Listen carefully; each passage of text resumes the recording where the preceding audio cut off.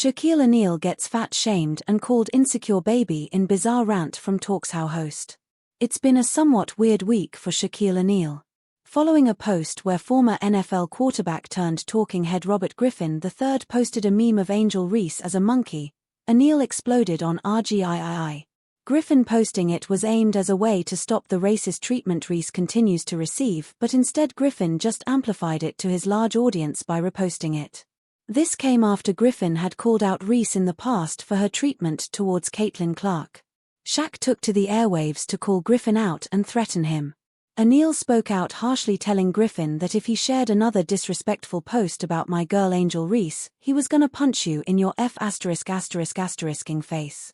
O'Neal even went as far as revealing that he told Reese personally not to respond to any of it. Griffin hasn't responded, but another media personality has come out to defend him. Dan Dakich lays into Shaquille O'Neal after Robert Griffin III threats. Dan Dakich, a former college basketball head coach who spent over a decade as an analyst for ESPN, called out Shaq for what he believes are empty threats. Dakich currently hosts a podcast on Outkick called Don't At Me, but he openly mentioned O'Neal in his rant. It was filled with several insults. This Shaq vs. RGII war doesn't seem to be going away anytime soon. We'll see if O'Neal gives Dakich the time of day with a response, or chooses to ignore him if he gets wind of the rant. Angel Reese finds her groove in new role with Chicago Sky. Angel Reese is thriving in her new role.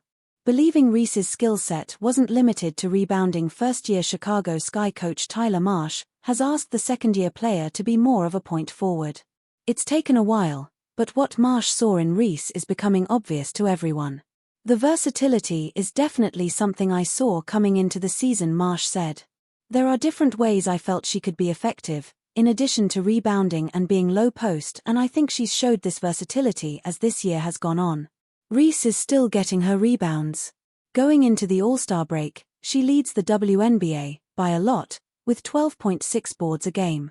She's also scoring at a clip comparable to her rookie season, with 14 points a game.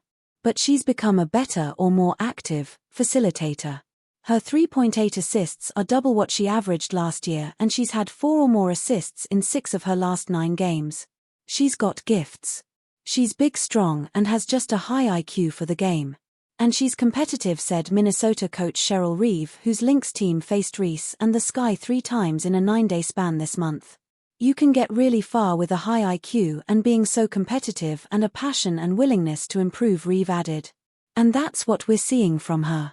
Reese is an all-star for a second consecutive season, selected as a reserve for Saturday's game. She's on Team Collier, which Reeve will coach. Marsh, who spent the last 3 seasons as an assistant with the Las Vegas Aces, has said since he arrived that he wants the Sky to play with space and pace. The idea being it will open up the floor and give Chicago multiple options offensively. Reese is a key part of that.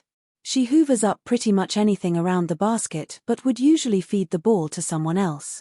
Now Marsh tasks her with initiating the offense more, as well as encouraging her to extend her range. Expanding her shot selection was something Reese had focused on during the unrivaled season, training with Nafisa Collier and her husband Alex Bazell, the longtime skills coach for top WNBA and NBA players.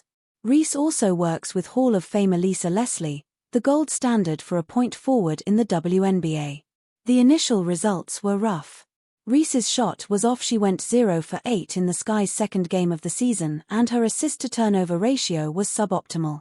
Worse, the transition became even more imperative when veteran point guard Courtney Vandersloot tore her ACL on June 7.